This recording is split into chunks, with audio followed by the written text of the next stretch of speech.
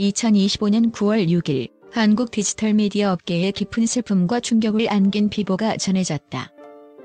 1세대 인터넷 방송인이자 144만 명의 구독자를 보유한 유명 유튜버 대도서관이 향년 46세의 나이로 갑작스럽게 사망한 채 발견된 것이다. 그의 사망 소식은 평소 활발한 활동을 이어왔던 그의 모습과 대비되며 더욱 큰 충격을 안겼다. 이 보고서는 그의 사망을 둘러싼 공식적인 사실관계를 파악하고 그 이면에 존재하는 사회적, 직업적 맥락을 심층적으로 분석한다. 대도서관은 이날 오전 8시 40분경 서울 광진구에 위치한 자택에서 숨진 채 발견되었다. 최초 발견은 경찰과 소방당국에 의해 이루어졌는데 이는 그가 약속 장소에 나타나지 않고 연락 또한 닿지 않는다는 지인의 신고에 따른 것이었다. 이처럼 사망이 지인의 신고를 통해 확인된 사실은 그의 일상적 사회관계망이 그의 부재를 감지하고 조치를 취하는 역할을 했음을 보여준다. 이는 혼자 사는 이들에게 있어 외부와의 정기적인 소통이 얼마나 중요한 안전망 역할을 하는지 보여주는 사례이기도 하다. 사건 현장에서는 타살의 흔적이나 외부 침입의 정황이 발견되지 않았으며 유서 또한 발견되지 않았다. 일 경찰은 이 같은 초기 현장 조사를 바탕으로 범죄 혐의점이 없다고 판단했으며 현재까지는 지병으로 인한 사망 가능성에 무게를 두고 있다. 이 정확한 사망 원인을 규명하기 위해 부검이 진행될 예정이며 이를 통해 사인에 대한 최종적인 공식 소견이 나올 것으로 보인다. 3. 현장 조사 결과 경찰은 이미 자연사 또는 지병으로 인한 사망 가능성을 유력하게 판단하고 있으며 이는 사망 원인이 외부적 요인보다는 그의 건강 상태와 관련되어 있을 것이라는 잠정적인 결론에 이르게 한다. 대도서관은 2002년부터 인터넷 방송을 시작하여 20여 년간 꾸준히 활동하며 국내 1인 미디어 시대를 개척하고 이끌어온 상징적인 인물로 평가받는다. 그는 아프리카 TV, 트위치, 유튜브 등 다양한 플랫폼을 넘나들며 활동했으며 특히 선정적인 콘텐츠나 욕설 없이 게임 콘텐츠를 진행하는 클린 방송의 모범을 보이며 폭넓은 팬덤을 구축했다. 그의 이러한 행보는 인터넷 방송이 주류 문화로 자리 잡는 데 긍정적인 영향을 미쳤다. 그의 사망이 대중에게 더 큰 충격을 준 이유는 사망 직전까지도 왕성하게 활동하는 모습이 공개되었기 때문이다. 사망 이틀 전인 9월 4일에는 서울 동대문 디자인 플라자에서 열린 2026 SS 서울 패션위크에 참석했으며 같은 날에도 팬들과 소통하는 라이브 방송을 진행했다. 이 마지막 라이브 방송에서 그는 패션쇼 참석 후에 근황을 전하며 잠을 많이 못 잤다고 언급하기도 했다. 이처럼 대중에게 비춰진 그의 마지막 모습은 활기차고 건강한 모습이었기에 그의 갑작스러운 사망은 디지털 세계의 밝은 면과 그 이면에 숨겨진 취약성 사이의 충격적인 간극을 드러냈다. 이는 많은 이들에게 온라인상의 페르소나와 개인의 실제 삶 사이의 괴리를 다시 한번 상기시키는 계기가 되었다.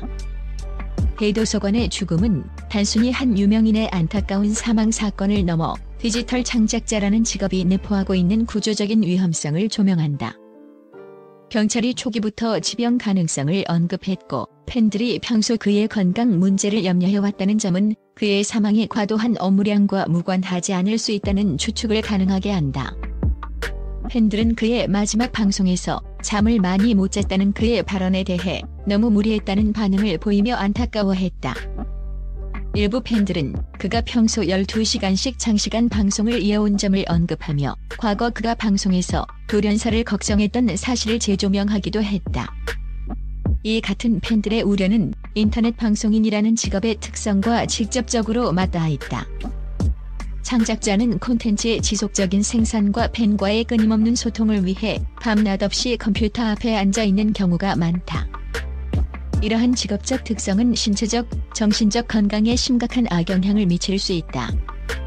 장시간 앉아있는 생활은 다양한 신체 질환을 유발하며 반복적인 손과 팔의 사용은 손목 터널 증후군을, 고개를 숙인 자세는 거북목 증후군을 야기할 수 있다. 또한 시청자들의 기대와 비판은 상당한 정신적 스트레스를 유발하며 이는 우울감과 같은 정신건강 문제로 이어질 수 있다.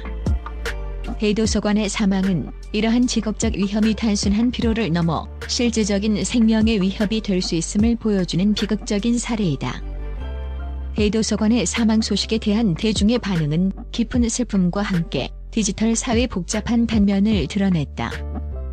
그의 유튜브 채널에 올라온 마지막 영상에는 수많은 팬과 동료 유튜버들이 주모, 댓글을 남기며 그의 죽음을 애도했다.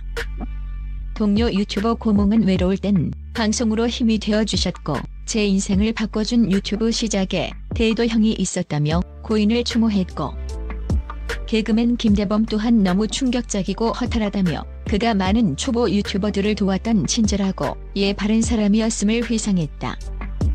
팬들은 그의 마지막 방송 영상을 내리지 말아달라며 그와의 추억을 기억하려 했고, 클린한 방송인, 선비 같은 방송인이라는 그의 이미지를 기리며 명복을 빌었다. 그러나 이와 동시에 일부 무분별한 악플러들은 그의 전처인 유튜버 윤댕에게 사망의 책임을 전가하는 악성 댓글을 남겨 논란을 일으켰다.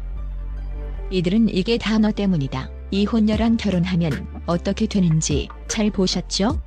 와 같은 인신공격성 발언으로 윤댕을 비난했으며, 이로 인해 윤댕은 자신의 소셜미디어 게시물을 일부 삭제하고 댓글창을 닫기까지 했다. 이는 한편으로는 온라인 공간의 익명성이 얼마나 무책임한 비난을 가능하게 하는지 보여주는 동시에 대중이 비극적인 사건의 원인을 단순화하고 특정 개인에게 책임을 전가하려는 경향이 있음을 나타낸다.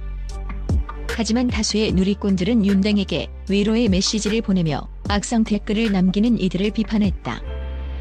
대도서관 본인이 2023년 합의 이혼 당시 서로 더 일에 집중하고 싶기도 하고 친구로 지내는 게 훨씬 더 좋지 않겠냐고 해서 이혼하게 됐다며 외도나 폭력 등 불미스러운 사유가 전혀 없었음을 명확히 밝혔음에도 불구하고 일부 악플러들은 확인되지 않은 허위 사실을 바탕으로 무분별한 공격을 가한 것이다. 이는 온라인상에서 감정적인 반응이 사실관계를 압도하며 한 개인의 비극을 또 다른 개인에 대한 집단적 비난으로 왜곡하는 위험성을 보여준다. 대도서관과 윤댕의 관계는 시작부터 특별했다. 2015년 결혼 당시 윤댕에게는 전 남편과의 사이에서 낳은 아들이 있었다. 당시 초혼이었던 대도서관은 이 모든 사실을 대중 앞에 솔직하게 밝히고 윤댕의 아들을 자신의 아들로 오롯이 받아들이는 그릇이 다른 용기와 사랑을 보여주었다. 그는 한 아이의 든든한 아버지가 되었고 세 사람은 하나의 단단한 가족을 이루며 이른 미디어 시대의 새로운 가족 형태로 많은 이들에게 깊은 감동과 귀감이 되었다. 그랬던 그들이 2023년 7월 결혼 8년 만에 합의 이혼을 발표했을 때 많은 팬들이 충격과 안타까움을 느꼈다. 그러나 그들의 이별 방식은 또 한 번 세상을 놀라게 했다. 서로를 비난하거나 상처를 들추는 지저분한 폭로전이 난무하는 세상 속에서 그들은 이혼 소식을 각자의 채널에서 따로 전하는 대신 함께 라이브 방송에 출연해 담담하고 솔직하게 심경을 밝혔다. 그들의 마지막 방송은 이별 통보가 아닌 서로에 대한 마지막 존중과 배려로 가득했다. 당시 대도서관은 안 좋은 일로 헤어지는 게 절대 아니다. 살다 보니 가족이라는 무게감과 책임감보다 친구로 지내는 것이 서로의 행복을 위해 더 좋을 것 같다는 결론을 내렸다고 차분하게 설명했다.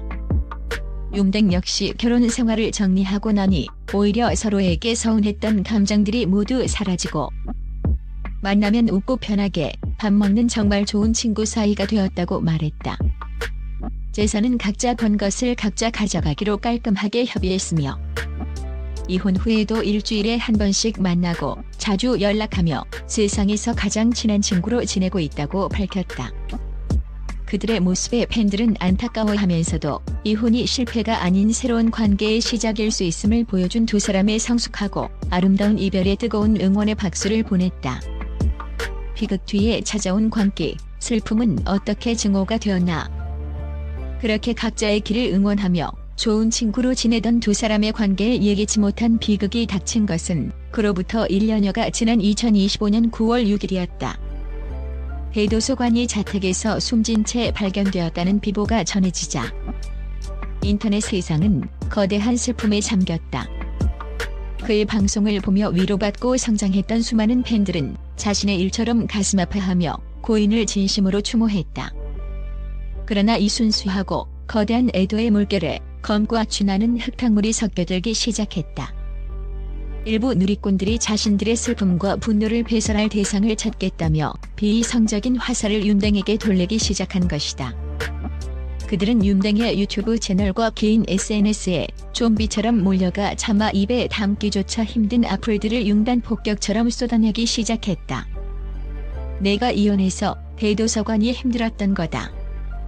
전 남편이 죽었는데 유튜브에 영상 올릴 정신이 있냐? 사람이 죽었는데 왜 추목을 하나 안 올리냐? 당신 때문에 사람이 죽었다. 당신이 책임져라 등 아무런 사실관계 확인도 논리도 없는 비난과 저주가 그의 SNS를 뒤덮었다.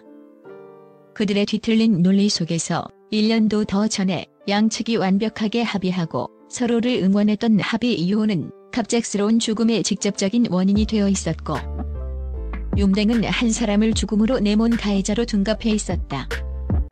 이것은 명백한 2차 가해다. 슬픔을 무기로 한 잔인한 폭력. 지금 윤댕에게 가해지는 무차별적인 공격은 명백한 2차 가해이자 익명성에 기댄 비겁한 사이버 불링이다. 그는 누구보다 가까웠던 친구이자 한때 인생의 동반자였던 사람을 잃은 슬픔을 가장 가까이서 감당해야 할 피해자다. 그런데 대중이라는 익명의 가면을 쓴 이들은 그의 슬픔을 헤아리기는커녕 오히려 그의 상처에 소금을 뿌리며 더 큰 고통을 안기고 있다. 그가 추모글을 올리면 가식적이라고 욕하고 올리지 않으면 인간도 아니다라고 욕한다. 무엇을 하든 무엇을 하지 않든 그들은 비난의 이유를 찾아낼 뿐이다. 이혼이 그의 죽음에 어떤 영향을 미쳤는지, 그들이 이혼 후 어떤 관계를 유지했는지, 그리고 윤댕이 지금 어떤 심정으로 하루하루를 버티고 있을지는 당사자가 아닌 이상 그 누구도 함부로 재단할 수 없다.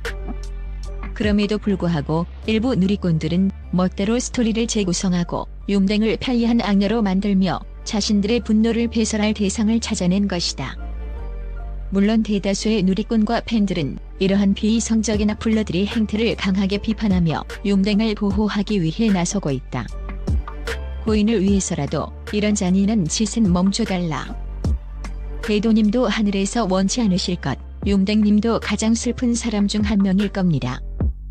제발 가만히 놔두세요. 당신들의 손가락이 또 다른 사람을 죽일 수 있다는 걸 왜 모르나라며 자정을 요구하는 목소리가 높아지고 있다. 하지만 이미 윤댕의 마음에는 평생 지울 수 없는 깊은 상처가 새겨졌을 것이다. 한 사람의 죽음 앞에서 우리가 해야 할 일은 고인을 온전히 추모하고 남겨진 이들의 슬픔을 보듬어주는 것이다. 슬픔을 무기 삼아 또 다른 사람에게 상처를 주는 행위는 고인을 2번 죽이는 일이며 우리 사회의 성숙도를 의심케 하는 부끄러운 자화상일 뿐이다. 진정으로 대도서관을 추모한다면 그가 마지막까지 좋은 친구로 남고 싶어 했던 사람을 지켜주는 것이 그를 위한 최소한의 예의이자 도리일 것이다. 부디 관계 어린 돌팔매질을 멈추고 한 사람의 명복을 빌고 남겨진 이의 슬픔을 위로하는 성숙한 애. 대도서관의 갑작스러운 사망은 개인의 비극을 넘어 디지털 콘텐츠 창작자들이 직면한 고유한 직업적 위험을 사회 전반에 각인시키는 사건이 되었다. 그의 죽음은 무리한 스케줄과 수면 부족이 잠재된 질병과 결합하여 얼마나 치명적인 결과를 초래할 수 있는지 보여준다. 또한 활기찬 온라인 활동 뒤에 숨겨진 피로와 취약성은 디지털 창작자의 삶이 결코 화려하지만은 않다는 현실을 증명한다. 이 사건을 계기로 우리는 지속 가능한 창작 경제를 구축하기 위한 근본적인 변화를 모색해야 한다. 이에 다음과 같은 제언을 제시한다.